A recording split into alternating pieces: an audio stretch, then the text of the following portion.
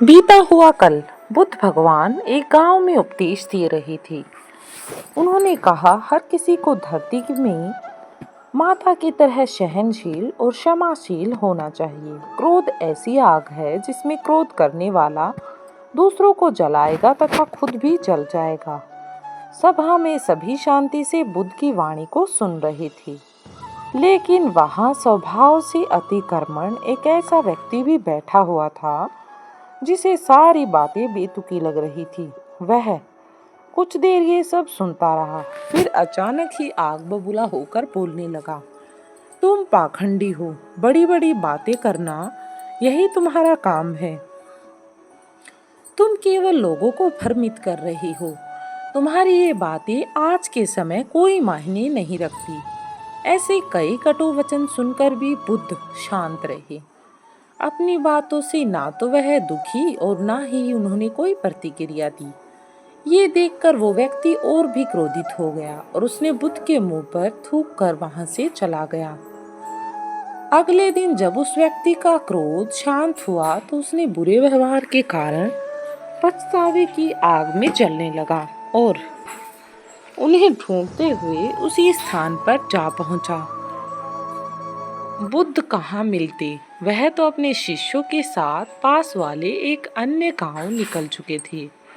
व्यक्ति ने बुद्ध के बारे में लोगों से पूछा था और ढूंढते ढूंढते जहां बुद्ध प्रवचन दे रहे थे वहां पहुंच गए।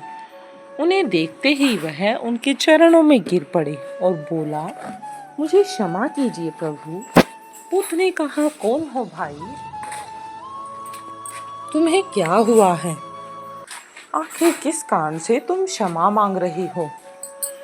उसने कहा, क्या आप भूल गए, मैं वही हूँ जिसने कल आपके साथ ऐसा बुरा दुर्व्यवहार किया था। मैं शर्मिंदा हूँ मेरे दुष्ट आचरण की समायाचना करने से यहाँ आया हूँ। भगवान बुद्ध ने प्रेम पूर्वक कहा, बीता हुआ कल तो मैं वहीं छोड़कर आया हूँ और तुम अभी भी वहीं पर अटके हुए हो। अपनी गलती का आभास तुम्हें हो गया, तुमने पश्चाताप कर लिया, अब तुम निर्मल हो चुके हो। अब तुम आज में प्रवेश करो। बुरी बातें और बुरी घटनाएं याद करते रहने से वर्तमान और भविष्य दोनों बिगड़ जाते हैं। बीते हुए कल के कारण कभी भी अपने आज को मत बिगाड़ो। हमेशा अपने आप को सुधारो। उस व्यक्ति का सारा बोझ उतर गया और उसने भगवान बुद्ध के चरणों में पड़कर क्रोध त्याग का तथा क्षमाशीलता का संकल्प लिया। बुद्ध ने उसके मस्तिष्क पर आशीष का हाथ रखा। उस दिन से उसमें परिवर्तन आ गया और उसके जीवन में सत्य, प्रेम व करुणा की धारा बहने लगी। मित्रों, बहुत बार हम भूत में की गई गलतियों के कारण उनके बारे में बार बार सोचते रहते हैं और दुखी होते रहते हैं, खुद को कोसते हैं।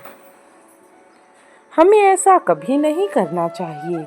गलती का बोध हो जाने पर हमें उसे कभी भी दोहराना नहीं चाहिए और उसे ना करने का संकल्प लेना चाहिए। एक नई ऊर्जा के साथ वर्तमान को सुदृढ़ बनाना ही हमारा भविष्य होना चाहिए। ये थी एक छोटी सी वीडियो।